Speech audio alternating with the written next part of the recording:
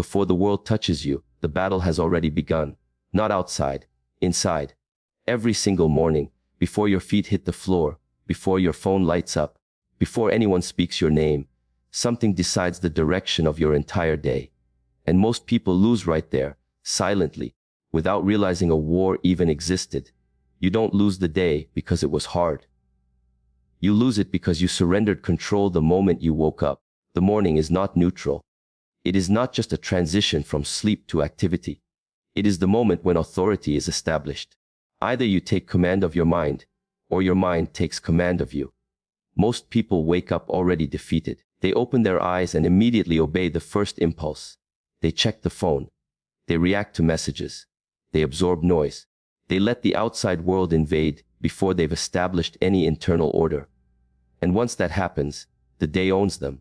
They think the problem is lack of energy. They think the problem is stress. They think the problem is motivation. They're wrong. The problem is hierarchy. In the morning, someone must lead. If you do not consciously decide who is in control, your impulses will decide for you. And impulses are not designed to build your future. They are designed to seek comfort and avoid effort. That is why the battle happens so early.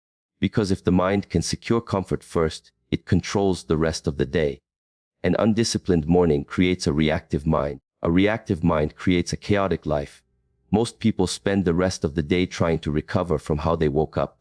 They rush. They feel behind. They chase focus they never established. They try to get motivated after they already surrendered authority. And by the time night comes, they promise themselves tomorrow will be different. Tomorrow comes, they repeat the same mistake. Not because they are weak, but because they are untrained. The mind, first thing in the morning, is highly suggestible. It is quiet, open, and searching for direction. Whatever you feed it in that window becomes the tone of the day. Chaos in the morning becomes chaos in decisions. Distraction in the morning becomes distraction in work. Comfort in the morning becomes weakness under pressure. This is not philosophy. It is conditioning. The mind learns who is in charge based on what happens when resistance appears. And resistance always appears in the morning. Resistance says, stay comfortable. Resistance says, just 5 more minutes. Resistance says, you can do it later. And every time you obey that voice, you teach the mind something dangerous, that it doesn't have to listen to your intentions. You weaken your own authority. Authority is not confidence. Authority is followed through. It is the ability to decide and act without negotiation. Most people negotiate with themselves every morning and lose. They argue internally before they even stand up. Should I wake up now? Should I scroll a little? Should I skip today? That internal debate drains more energy than the day itself. A disciplined mind removes the debate. Not by force, by structure. Structure is freedom most people don't understand. When rules are clear, decisions disappear.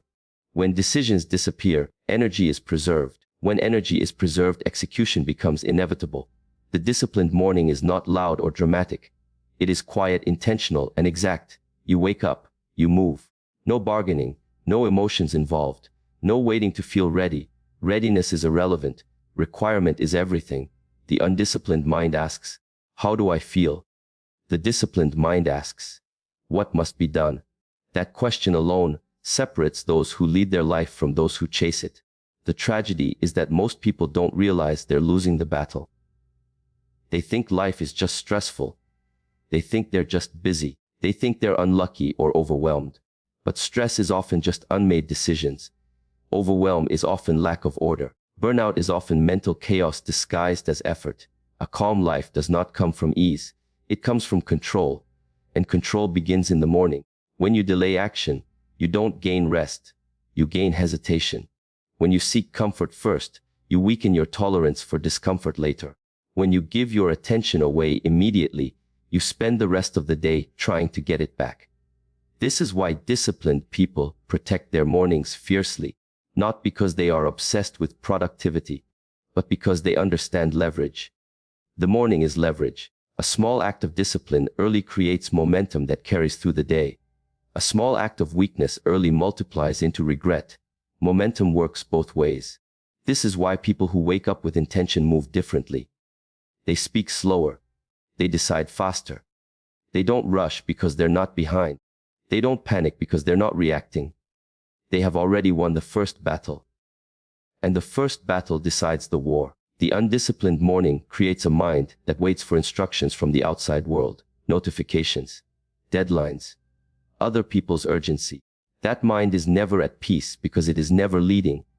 Leadership starts internally. You cannot lead your life if you cannot lead your first hour. The morning reveals truth.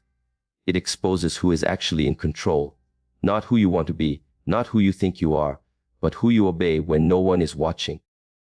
And that is why the morning is uncomfortable. Discomfort is not a sign you're doing something wrong. It's a sign you're challenging an old hierarchy. The mind resists losing power. It resists structure. It resists silence. Silence is dangerous to an undisciplined mind because silence removes excuses. In silence, there is nowhere to hide. That's why most people reach for noise immediately. They don't want to hear themselves. They don't want to feel the weight of potential. They don't want to face the gap between who they are and who they could be. So they numb it, and numbness feels like relief until it becomes regret. Discipline feels like resistance until it becomes peace. Peace does not come from avoiding effort. It comes from eliminating internal conflict. When your actions align with your values early in the day, your mind stops fighting itself. That quiet confidence carries through everything you do. This is not about waking up early to impress anyone. It's about waking up deliberately to establish command. You don't need extreme routines. You don't need perfection. You need consistency and clarity. One disciplined action in the morning is enough to shift identity. Because identity is built through evidence. When you prove to yourself every morning that you act without negotiation, you change how you see yourself. And when self-perception changes, behavior follows naturally. The battle you lose every morning is not against sleep. It's against the voice that tells you delay is harmless. It isn't. Delay is surrender in disguise, and surrender compounds. This is where everything starts. Not with motivation, not with goals, but with authority. Authority over the moment you wake up. Because the one who controls the morning controls the self. Once authority is established in the morning, a new problem appears. You don't notice it immediately. There is no alarm, no warning sign. Life starts to move smoother. You feel more in control, more focused, more capable. Things that once felt heavy now feel manageable. You begin to trust yourself again. And this is exactly where most people fail the second time. Because discipline changes the terrain of the battle. In the beginning, the enemy is obvious laziness, distraction, comfort. But once those are weakened, the enemy becomes subtle. It no longer tries to stop you. It tries to slow you. It tries to soften you. It whispers, "You've earned this." It whispers, "You don't need to be so strict anymore." It whispers, "Balance is important." And balance, when misunderstood, becomes permission. This is where an undisciplined mind makes its most dangerous move. It disguises regression as maturity. You stop pushing just a little. You loosen standards just a little. You allow inconsistency just a little. Nothing collapses immediately. That's why it works. The disciplined life is not destroyed in a moment. It erodes quietly.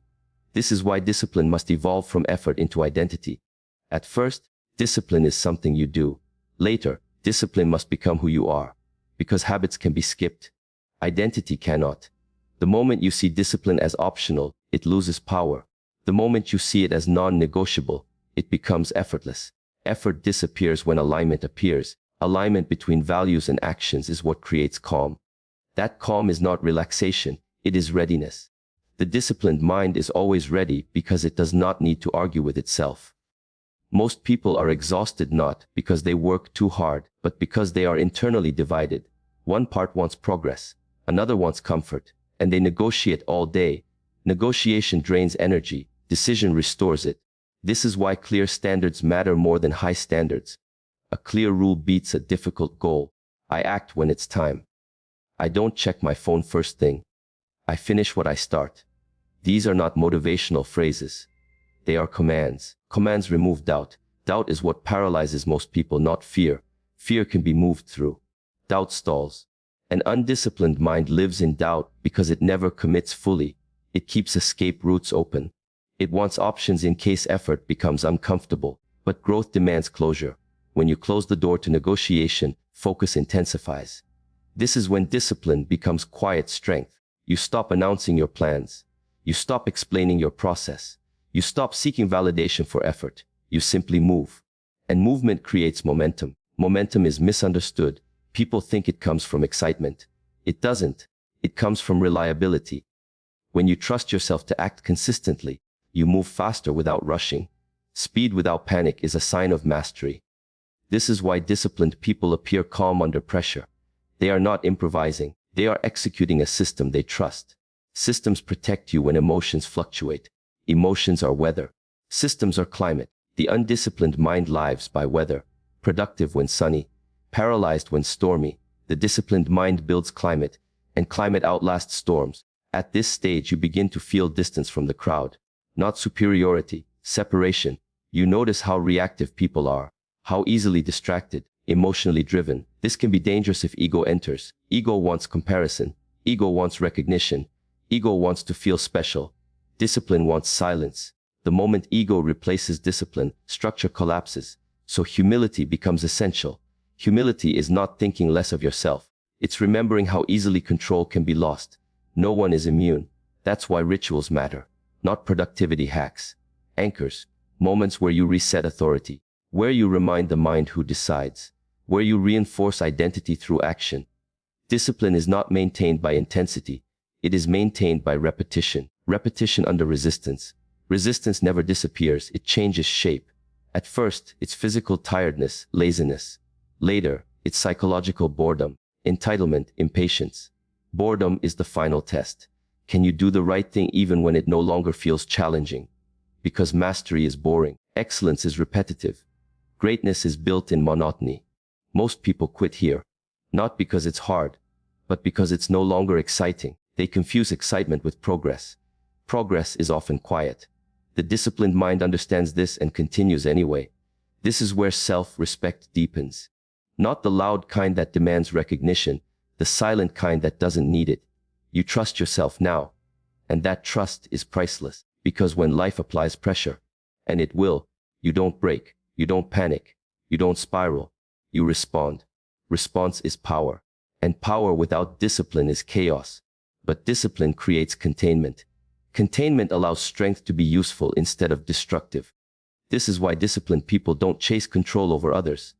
They don't need to. They have control where it matters. Inside. And that internal order begins to reflect outward. Your time becomes cleaner. Your decisions sharper. Your words fewer, but heavier. You stop wasting energy on things that don't matter. Because when the mind is disciplined, priorities become obvious. You don't need motivation. You need clarity. And clarity is earned through order.